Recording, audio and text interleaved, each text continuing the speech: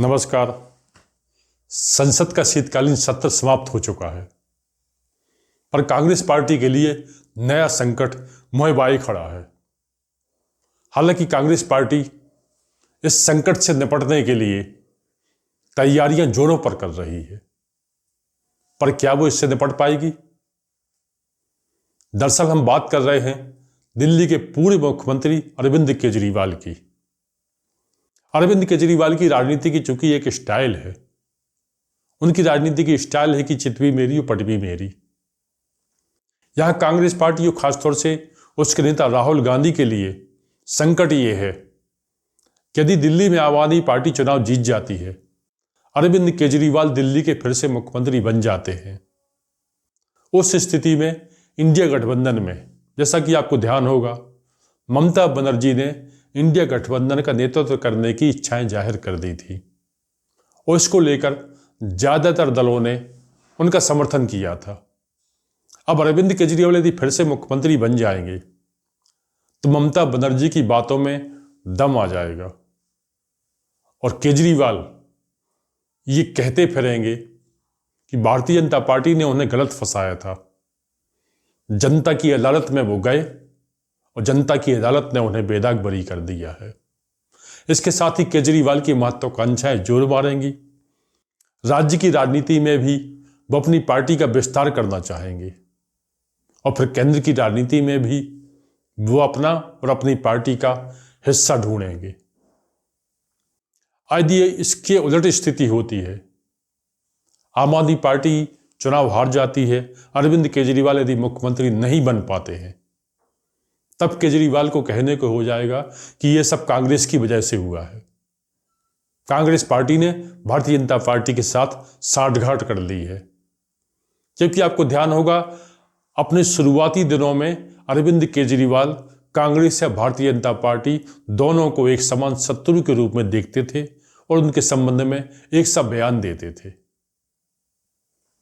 हालांकि अरविंद केजरीवाल अपनी पार्टी आम आदमी पार्टी को दिल्ली में चुनाव जिताने के लिए भरपूर मेहनत कर रहे हैं।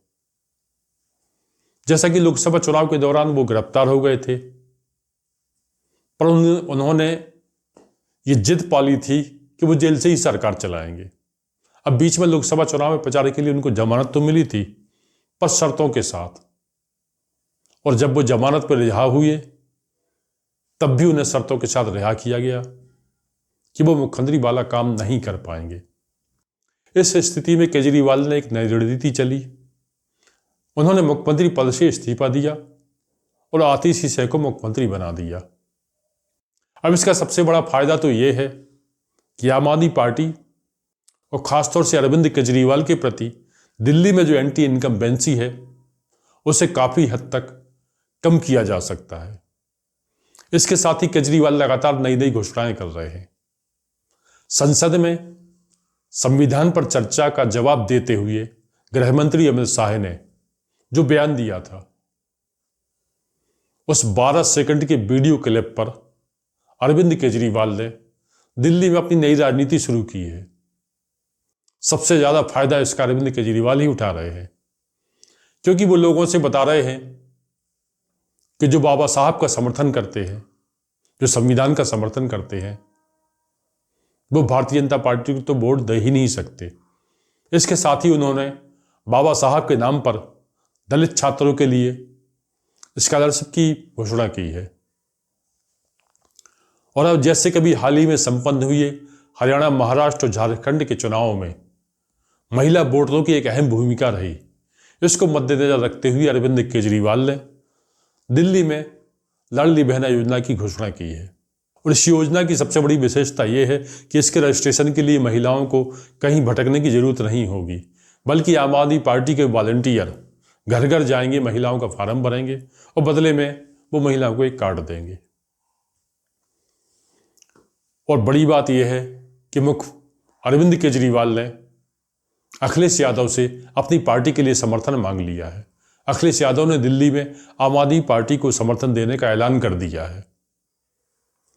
जाहिर है इससे मुसलमान वोटों के प्रभावित होने का पूरा लाभ अरविंद केजरीवाल को मिल सकता है, क्योंकि मुसलमानों का भले ही ये वोट बैंक कांग्रेस के रूप में देखा जाए, कांग्रेस पार्टी मानती है कि मुसलमानों पर उसका हक है, मुसलमान वोटर उसके हैं, पर यह सब राष्ट्रीय राजनीति के स्तर पर होता है। जब राज्य के चुनाव की बारी आती है तब मुसलमानों का सबसे बड़ा लक्ष्य होता है कि भारतीय जनता पार्टी को कौन हरा रहा है। मुसलमान उसी दिशा में वोट करते हैं। और जहां तक भारतीय जनता पार्टी की बात करें तो भारतीय जनता पार्टी ने हरियाणा और महाराष्ट्र में जिस टीम ने भारतीय जनता पार्टी और उनके सहयोगियों को चुनाव में जीत दिलाई थी, उस टीम को भाजपा ने दिल्ली में लगा दिया है। वो टीम जो पर्दे के पीछे से काम करती है। यहां आरएसएस भी 50,000 बैठकें आयोजित करेगा। और जिन नेताओं को भारतीय जनता पार्टी ने लोकसभा में टिकट नहीं दिया था, उन सभी नेताओं को इस विधानसभा चुनाव में उतारा जा सकता है। जहां तक कांग्रेस पार्टी की बात करें तो 2015 और 2020 के चुनाव में उसे एक भी सफलता नहीं मिली थी। यानी उस दृष्टि से देखें तो कांग्रेस पार्टी के पास खोने के लिए कुछ भी नहीं है। पर यह चुनाव 2015 और 2020 जैसा नहीं है, जब चुनाव हार जाने पर भी कांग्रेस पार्टी की सेहत पर कोई फर्क नहीं पड़ता। इस बार ये चुनाव अहम है क्योंकि ये चुनाव कांग्रेस की राष्ट्रीय राजनीति को और उसके राष्ट्रीय नेता राहुल गांधी के कार्यों को प्रभावित करेगा। इसलिए कांग्रेस पार्टी इस कोशिश में है कि जैसा कि इंडिया गठबंधन की एक सहयोगी है आम आदमी पार्टी, तो कांग्रेस चाहती है कि दिल्ली में भले ही आम आदमी पार्टी की सरकार बने, भले ही उसके मुख्यमंत्री अरविंद केजरीवाल बने, पर वो सरकार कांग्रेस के गठबंधन पर, कांग्रेस के सहयोग पर आश्रित रहे।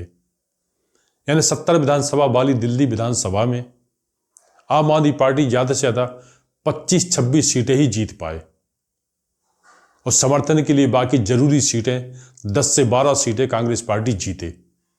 यानी कांग्रेस पार्टी दिल्ली में किंग मेकर की भूमिका में रहे ताकि अरविंद केजरीवाल की नकेल कांग्रेस पार्टी के हाथों में रहे।